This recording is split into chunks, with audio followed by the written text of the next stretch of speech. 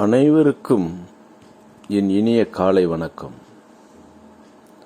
இன்று நான் உங்களிடம் பேசுவது உலகை அச்சுறுத்திக் கொண்டிருக்கின்ற கேன்சர் என்ற புற்றுநோயை பற்றிதான்.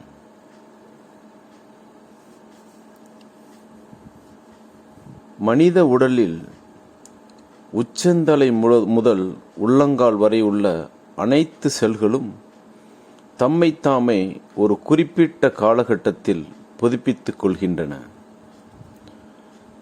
குடல்கள் 36 மணி நேரத்திற்கு ஒரு முறையும், வெள்ளை அணுக்கள் 13 நாட்களுக்கு ஒரு முறையும், சிவப்பணுக்கள் 120 நாட்களுக்கு ஒரு முறையும், கல்லீரல் 1 வருடத்திற்கு ஒரு முறையும்,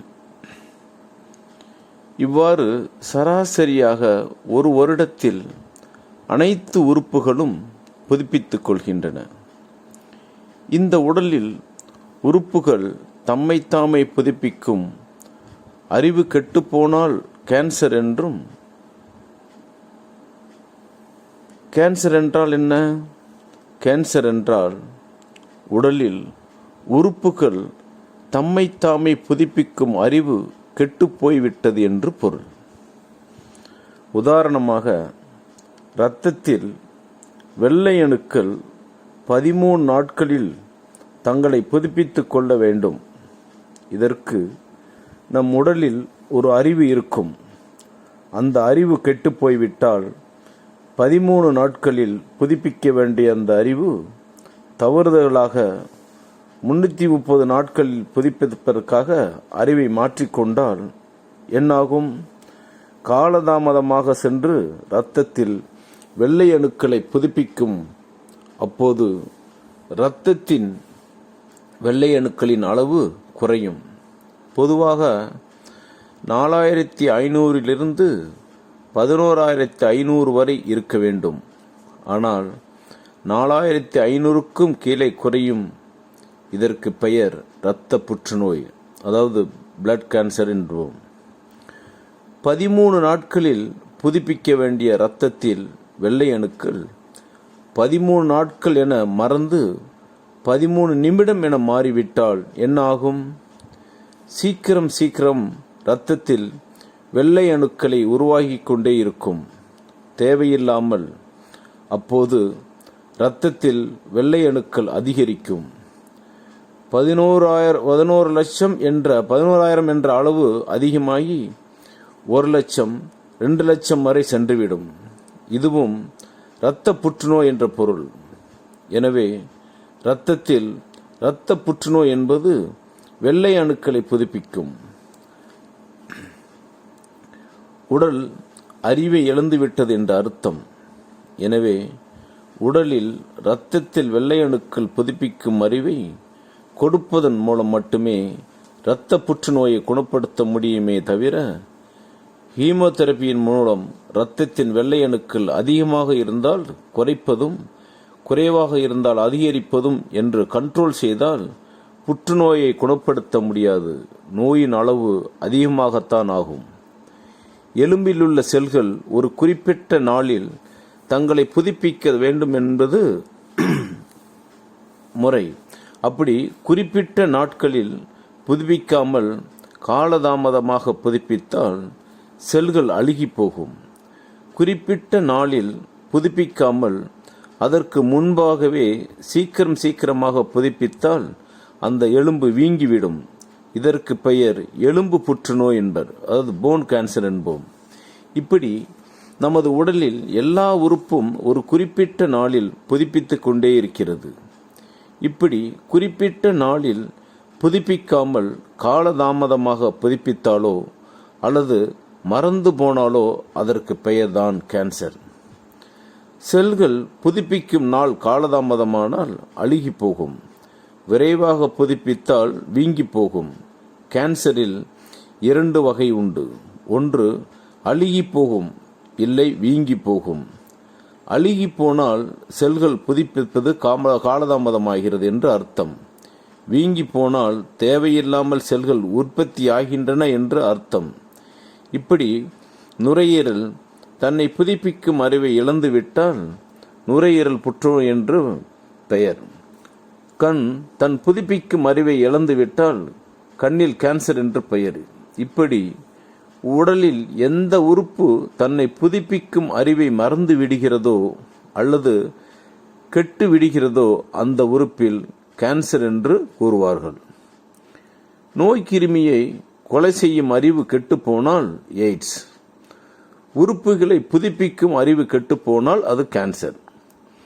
உயிர்கொல்லி நோய்களான கேன்சருக்கும் எய்ட்ஸுக்கும் சரியான காரணம் இதுவரை எந்த புத்தகத்திலும் எந்த மருத்துவத்திலும் எந்த இன்டர்நெட்டிலும் கூறப்படவில்லை. ஆனால் நோயாளிகளை தனியாக அழைத்து சென்று உங்கள் மனதை திரைப்படுத்திக் கொள்ளுங்கள். உங்களுக்கு உயிர்கொல்லி நோய் கேன்சர் எய்ட்ஸ் வந்துவிட்டது என்று டமால் என்று உடைப்பார்கள். நோயாளியான நீங்கள் கேன்சருக்கும் எய்ட்ஸுக்கும் என்ன காரணம் என்று மருத்துவரை கேட்டால் இதுவரை இதற்கு சரியான காரணம் கண்டுபிடிக்கப்படவில்லை, இது சம்பந்தமாக ஆராய்ச்சி நடக்கிறது என்று கூறுகிறார்கள். குணப்படுத்த முடியுமா என்று கேட்டால் குணப்படுத்த முடியாது, இது சம்பந்தமாக ஆராய்ச்சி நடந்து கொண்டு இருக்கிறது என்று கூறுகிறார்கள். சரியான மருந்து மாத்திரை இருக்கிறதா என்று கேட்டால் இதுவரை கண்டுபிடிக்கப்படவில்லை என்று கூறுகிறார்கள், இது சம்பந்தமாக ஆராய்ச்சி நடக்கிறது என்று கூறுகிறார்கள். பின்னர் நான் என்னதான் ஆவேன் என்று கேட்டால் நீங்கள் கண்டிப்பாக இறந்து போய்விடுவீர்கள் என்று நாள் குறித்து தருவார்கள். ஒரு விஷயத்தை யோசித்து பாருங்கள். கேன்சர், எய்ட்ஸ் போன்ற உயிர்கொல்லி நோய்களுக்கு இதுவரை சரியான காரணமும் தெரியவில்லை, குணப்படுத்த சரியான மருந்து மாத்திரையும் கிடையாது, குணப்படுத்தவும் முடியாது. இறந்துதான் போவீர்கள் என்று கூறி உலக மருத்துவர்கள் சிகிச்சைக்கு மட்டும் தினமும் வாருங்கள், பல ஆயிரம் கொடுங்கள் என்று கேட்டு சிகிச்சை அளிக்கிறார்களே, இது என்ன நியாயம்? எனவே ஒரு நோயை குணப்படுத்த முடியாது என்று சொல்வதற்கு மருத்துவர் நமக்கு தேவையா? கேன்சர், எய்ட்ஸ் போன்ற உயிர்கொல்லி நோய்களுக்கு காரணத்தை புரிந்து கொள்ளுங்கள். இரத்தத்தில் ஒரு பொருள் கெட்டு போகும்போது அதை குணப்படுத்த தெரியாமல் கண்ட்ரோல் செய்கிறோம் என்று மருந்து மாத்திரை சாப்பிடுவதே உயிர்கொல்லி நோய்க்கு முதல் படி. மீண்டும் இரத்தத்தில் ஒரு பொருளின் அளவு குறையும் போது அல்லது இல்லாமல் போகும்போது தவறான வைத்தியத்தை பயன்படுத்தினால், இரத்தத்தின் அளவு குறையும் போது மீண்டும் தவறான வைத்தியத்தை பயன்படுத்தினால், மனது கெட்டு போகும்போது மனது சம்பந்தப்பட்ட நோய் வந்துவிட்டது. மருந்து மாத்திரை மூலமாகவே அல்லது தவறான சிகிச்சை மூலமாகவே உங்கள் மனதை கண்ட்ரோல் செய்ய நினைத்தால் என்னவாகும்? உயிர்கொல்லி நோயான கேன்சர் என்ற 5வது படிக்கு தள்ளப்படுகிறோம். எனவே உலகில் உள்ள உயிர்கொல்லி நோய்களுக்கும் இப்போது உள்ள தவறான மருத்துவமே காரணம். உலக மருத்துவம் தான் இந்த தவறான வைத்தியங்கள் செய்கின்றோம் என்று யாருக்கும் தெரியக்கூடாது என்பதற்காக கேன்சர், எய்ட்ஸுக்கு புகைப்பிடிப்பதுதான் காரணம், ஓசோனில் ஓட்டை விழுந்ததுதான் காரணம் என்று நமக்கு தவறான விஷயங்களை சொல்லிக் கொடுத்து திசை திருப்புகிறார்கள். எனவே தயவு செய்து எந்த நோயையும் கண்ட்ரோல் செய்யாதீர்கள். ஒரு நோயை கண்ட்ரோல் செய்தால் அதன் கடைசி விளைவு கேன்சர், எய்ட்ஸாகத்தான் இருக்கும். கேன்சர், எய்ட்ஸுக்கு உலகத்தில் மருந்து கிடையாது என்று பல மருத்துவர்கள் கூறுகிறார்கள். அவர்கள் புரிந்து கொள்ள வேண்டியது என்னவென்றால், உங்களிடம் மருந்து இல்லை, உங்களுக்கு தெரியாது, உங்களால் குணப்படுத்த முடியாது என்பதற்காகவே உலகிலேயே மருந்து இல்லை என்று கூறுவது எந்த விதத்தில் நியாயம்? ஒரு மருத்துவர் நோயை குணப்படுத்த முடியவில்லை என்பதற்காக உலகத்தில் மருந்து இல்லை என்று கூறலாமா? எனவே எந்த மருத்துவரும் கேன்சர், எய்ட்ஸுக்கு உலகத்தில் மருந்து கிடையாது, குணப்படுத்த முடியாது என்று தயவு செய்து கூற வேண்டாம். எனக்கு தெரியாது, என்னிடத்தில் மருந்து இல்லை, நான் இருக்கும் மருத்துவத்துறை இதற்கு மருந்து இல்லை என்று கூற வேறு எங்கேயாவது, வேறு யாரிடமாவது, வேறு மருத்துவத்துறையில் இதனை முறைப்படுத்திக் கொள்ளுங்கள், அதை பயன்படுத்திக் கொள்ளுங்கள் என்று அவர்களை திருப்பி அனுப்பிவிடுங்கள். நீங்கள் ஆராய்ச்சி செய்வதற்கு மனித உயிர்கள் தான் கிடைத்தனவா? ஒரு நோயை குணப்படுத்த முடியாது என்று சொல்வதற்கு நாம் ஏன் படிக்க வேண்டும்? நாம் மருத்துவர் என்று எப்படி தைரியமாக சொல்ல முடியும்? எனவே ஒரு மருத்துவராக நீங்கள் ஒரு நோயை குணப்படுத்த முடியாது என்று சொன்னால் வெட்கப்படுங்கள். ஒரு நோயை குணப்படுத்த முடியாது என்று சொல்வதற்கு பல வருடங்கள் கஷ்டப்பட்டு படிக்க வேண்டிய அவசியம் இல்லை. உங்கள் மகனுக்கோ மகளுக்கோ கேன்சர், எய்ட்ஸ் இருக்கிறது என்று உங்கள் மருத்துவர் கூறினார், உங்கள் மக்களிடம் போன் செய்து கூறுவீர்களா? முதலில் மருத்துவர் காலில் விழுவீர்கள். ஐயா, தயவு செய்து என் மகனிடம் கூறிவிடாதீர்கள், அவனால் தாங்க முடியாது என்று பெற்றோர் கண்களில் நீருடன் அழுவார்கள். நமது குடும்பத்தில் இருக்கும் ஒருவருக்கு கேன்சர், எய்ட்ஸ் என்றால் நம்மால் அதை அவரிடம் கூற முடியுமா? மறைப்போம்.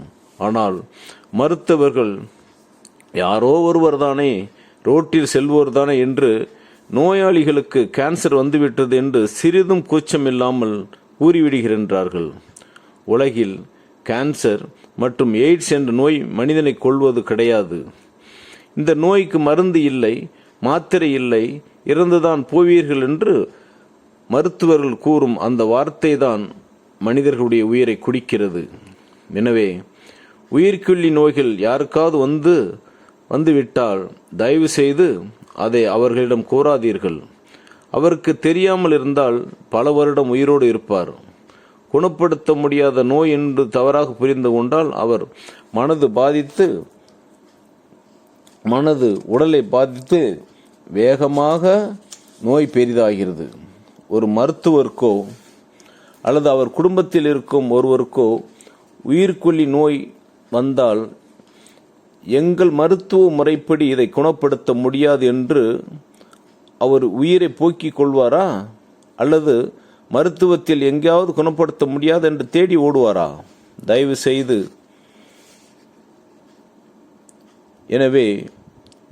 செய்து எந்த மருத்துவராக இருந்தாலும் ஒரு நோயை குணப்படுத்த முடியாது என்று தயவு செய்து கூறாதீர்கள். என்னால் முடியாது, வேறு எங்காவது சென்று பிழைத்துக் கொள்ளுங்கள் என்று அனுப்பிவிடுங்கள். உங்களால் முடியாது என்பதற்காக உலகத்தில் முடியாது என்ற வார்த்தையை பயன்படுத்தாதீர்கள். எனவே சர்க்கரை நோயை கூட குணப்படுத்த தெரியாத எந்த ஒரு மருத்துவராலும் கேன்சர் மற்றும் எய்ட்ஸ் நோயை குணப்படுத்த முடியாது. எனவே அவர்கள் கூறும் வார்த்தைகளை நம்பி நீங்கள் உங்கள் மனதை கெடுத்து, உடலை கெடுத்து நோயை பெரிதாக்காதீர்கள். கேன்சர், எய்ட்ஸ் போன்ற உயிர்கொல்லிகளை கண்டிப்பாக குணப்படுத்த முடியும். ஆனால் மருந்து மாத்திரைகள் மூலம் கண்டிப்பாக குணப்படுத்த முடியாது. ஆனால் மருந்து மாத்திரை இல்லாமல் சுலபமாக நீங்கள் நினைத்தால் கண்டிப்பாக குணப்படுத்த முடியும். உயிர்கொல்லி நோய்கள் வந்தவர்கள் இந்த நோயை குணப்படுத்த முடியும் என்று நம்பினால் மட்டுமே குணப்படுத்த முடியும். எனவே தயவு செய்து நம்புங்கள்.